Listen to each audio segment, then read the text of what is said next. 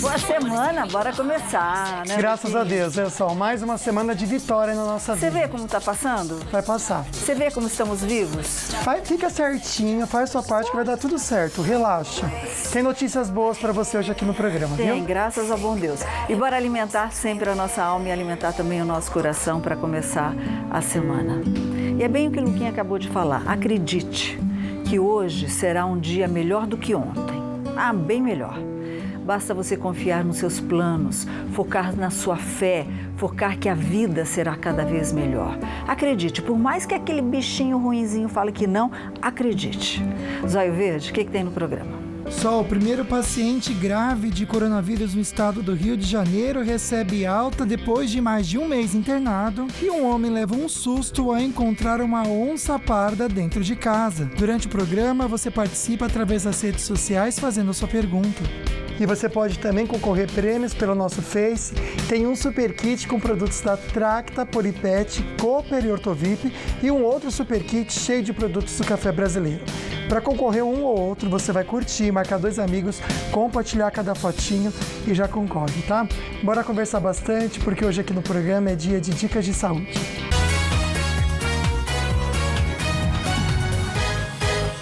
Deixa eu mandar um beijo para alguém que eu sei que está assistindo. Quem? Muito especial do meu coração. Deus levou meu irmão de sangue há muitos anos, mas me trouxe um irmão do coração que fez aniversário sábado.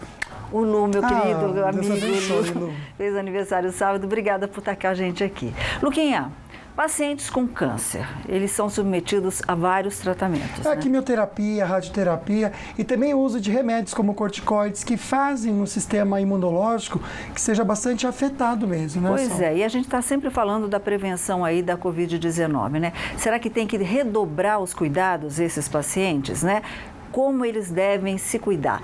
Quem vai tirar as nossas dúvidas? A gente vai conversar com o oncologista da Unimed de São José dos Campos, já está aqui com a gente, a doutora Ana Carolina Gouveia. Obrigado, viu, doutora, pela participação aqui com a gente. Obrigada a vocês pelo convite. Obrigada. Doutora, sempre antes de começar, a gente quer saber qual é a dúvida do pessoal de casa e tem a enquete no Instagram, né? Aí você corre para o nosso Instagram, você que está em casa, @FalandoNissoBand, já curte nossa fotinha aqui com a doutora e vai lá em cima nos stories e responde pra gente. Você sabe quais os cuidados que pacientes com câncer devem ter para não pegar o coronavírus? Será que é diferente? 87% diz que não sabe. E você sabe como fica o tratamento para quem tem câncer durante a pandemia? 89% não tem a resposta, só. Olha só, e tem aquelas perguntinhas também? Tem sim, você de casa pode participar com a gente pela caixa de perguntas, tá bom? É mais uma maneira de você fazer a sua pergunta, é pelo WhatsApp, por aqui e também a solta ali no Facebook aberto. Tem canal para tudo quanto é canto aqui. Doutora, a primeira pergunta que a gente faz, o paciente que está em tratamento do câncer ou o paciente que já fez o tratamento e está curado, ainda assim é considerado um grupo de risco? A gente considera como grupo de risco aquele paciente que está em tratamento, né? Então, que está recebendo químio, rádio ou imunoterapia, né? Ou que tem a doença em atividade, ainda que ele não esteja recebendo tratamento.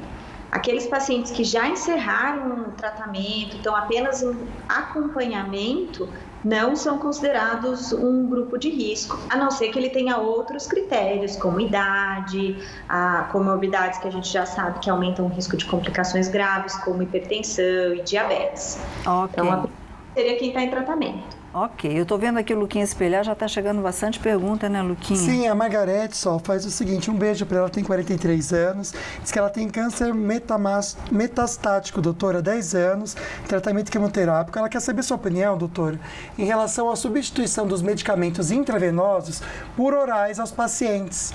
Por quê? Porque evita com que o paciente vá até o hospital para fazer aí o tratamento da quimioterapia e de repente correr o risco de exposição. Isso é bacana, se aplica a todos, é uma estratégia bacana? Olha, tudo bem, Margarete. A gente tem tido discussões com grupos de oncologia do mundo todo a respeito das estratégias que a gente pode tomar para tentar minimizar o risco dos nossos pacientes. O uso de medicamentos orais, ele sim diminui essa exposição a sair do hospital. No entanto, nem sempre a gente tem um substituto oral adequado à quimioterapia intravenosa. Então, o que a gente tenta explicar para os pacientes é que, se possível, a gente pode lançar mão dessa estratégia, Mas a verdade é que a maioria das medicações não tem um substituto oral adequado. E a prioridade para a maioria dos pacientes é o tratamento do câncer, né? Deixar de receber o tratamento adequado pode ser muito mais perigoso do que a própria Covid. Então, na medida do possível, é uma estratégia muito legal, mas infelizmente nem toda medicação injetável tem uma medicação oral que a substitua. Ok, então, tem bastante pergunta em relação assim, se a pessoa for contaminada, doutora, um paciente com câncer, né? Quais os tipos de tratamento que não interferem no tratamento também do câncer, Luquinha? Já a gente vai falar sobre a questão de uso de máscara. Também estão questionando aqui pessoas que usam e não usam. A gente já comenta com você de casa, mas agora a gente fica bem informado com as notícias da redação.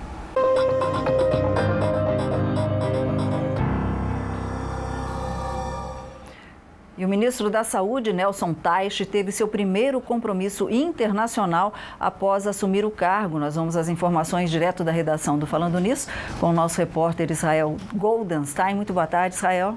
Tudo bem, Sol? Boa tarde para você, boa tarde para o Lucas e também para quem acompanha o Falando Nisso. Sol, durante a reunião, Nelson Teich disse que existem muitas informações erradas, as famosas fake news, que continuam circulando sobre a doença, ou seja, sobre a Covid-19.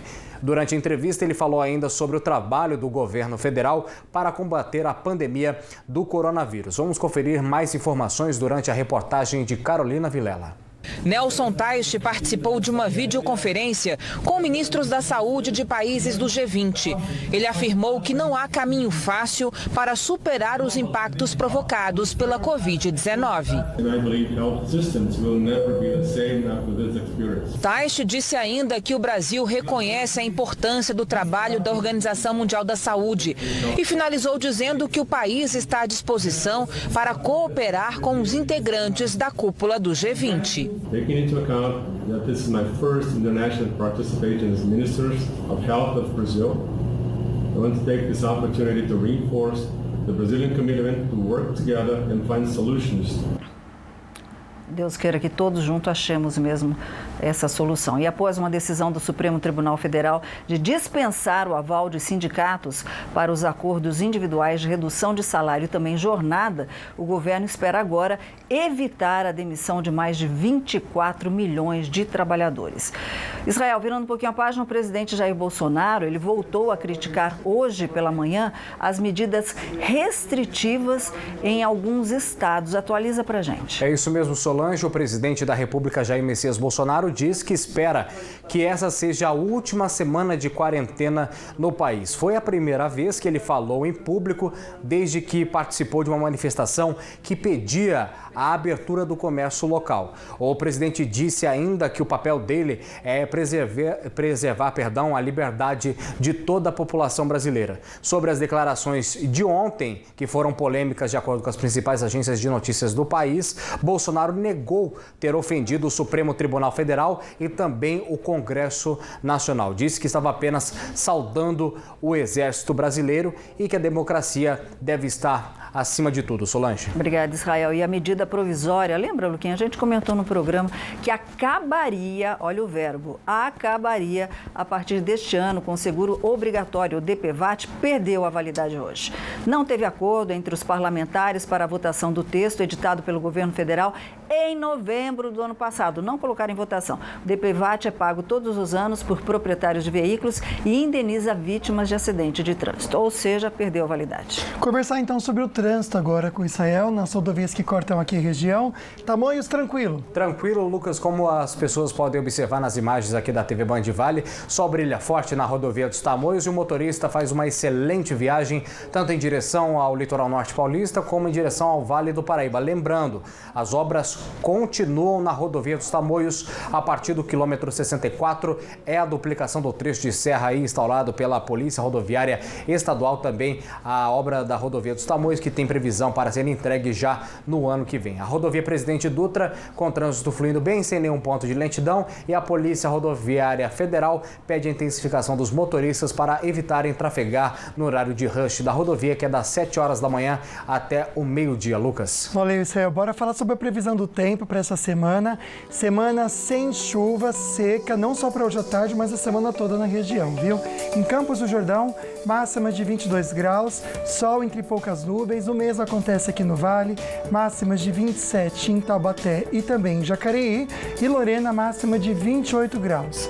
Sem previsão de chuva também para o litoral, máximas de 29 agora à tarde em São Sebastião e em Caraguatatuba. A semana aqui em São José é de máxima e quase a semana toda de 27 graus, sol entre poucas nuvens, sem previsão de chuva. Você que tem rinite, sinusite, beba bastante água e paciência também. E como é bom dar uma notícia boa como essa, o primeiro paciente grave de coronavírus aqui no nosso país recebeu alta, a gente já comenta com você, e hoje aqui no programa também tem dicas da Ortovip.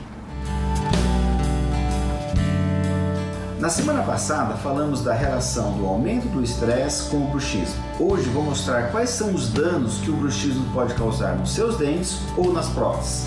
Não perca daqui a pouco no programa Falando Nisso.